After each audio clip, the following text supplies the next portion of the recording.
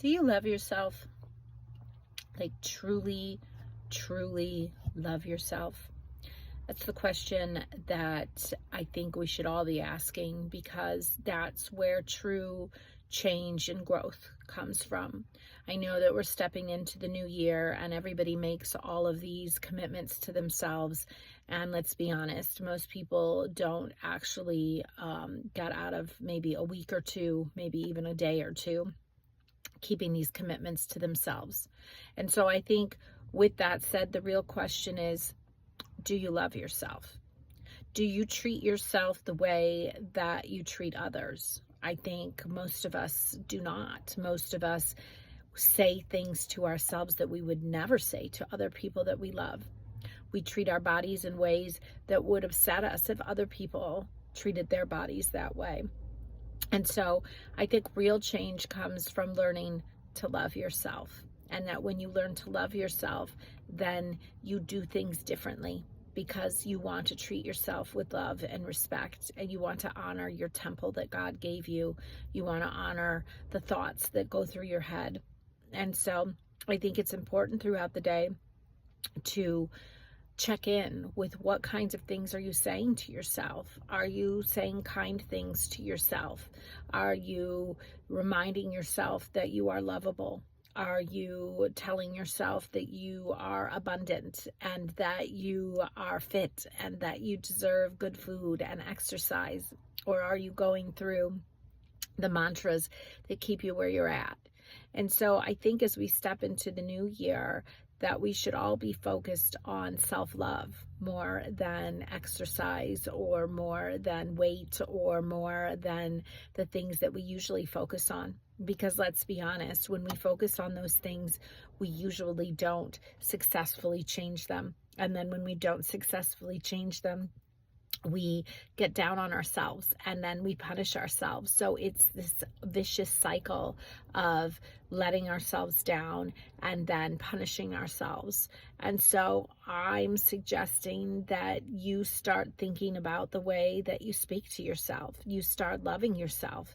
You start writing down affirmations, and it's not enough just to write them down. You have to truly trust and believe them. You have to get yourself in a feeling state of feeling loved. You have to get yourself in a state of feeling worthiness.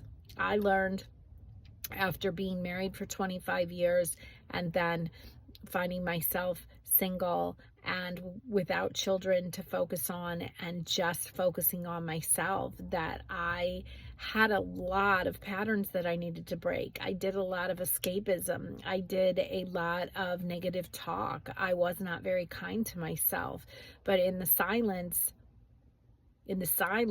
I had to really take stock and take heed of the things that I was saying. And so in that silence, I really learned about myself.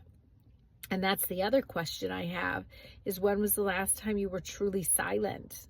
No phone, no music, no TV, no picking up the phone to have somebody else validate you, but literally just sitting in silence, maybe talking to God, maybe talking to self. It really does help to put your hand on your heart. You want your brain and your heart to be cohesive, and then your body responds to that. And most of us aren't. Most of us have a brain that thinks one way and a heart that thinks the other way. And so we don't create these beautiful lives for ourselves. And really, we are the architect of our own lives. We are. So if you look around and you don't like your life, you're the only person that can change it. There's not some miraculous thing that's going to happen that all of a sudden you're going to change. You have to change it here.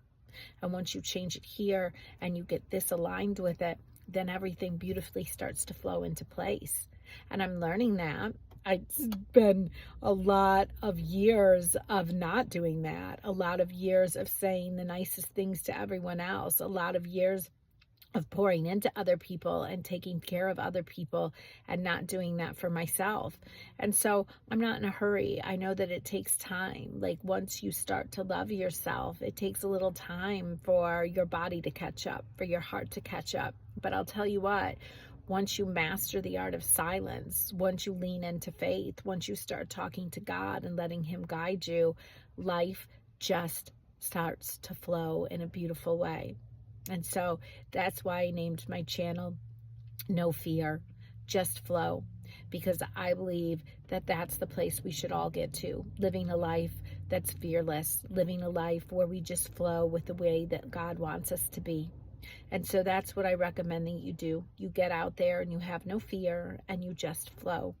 Maybe you like and subscribe. It just takes a second. Comment if you will. I am a former atheist. I am a former political junkie. I am a former feminist. I am a woman that is aligning with my divine feminine. I am a woman that is aligning with my abundance. I am a woman that is learning to pour into myself and not into everyone else first, and then, because it is important that we take care of one another. But if you don't have the energy to take care of you, if you don't have good energy, then you absolutely cannot give it to other people successfully. So love yourself the way that God intended. You are his favorite. Be blessed.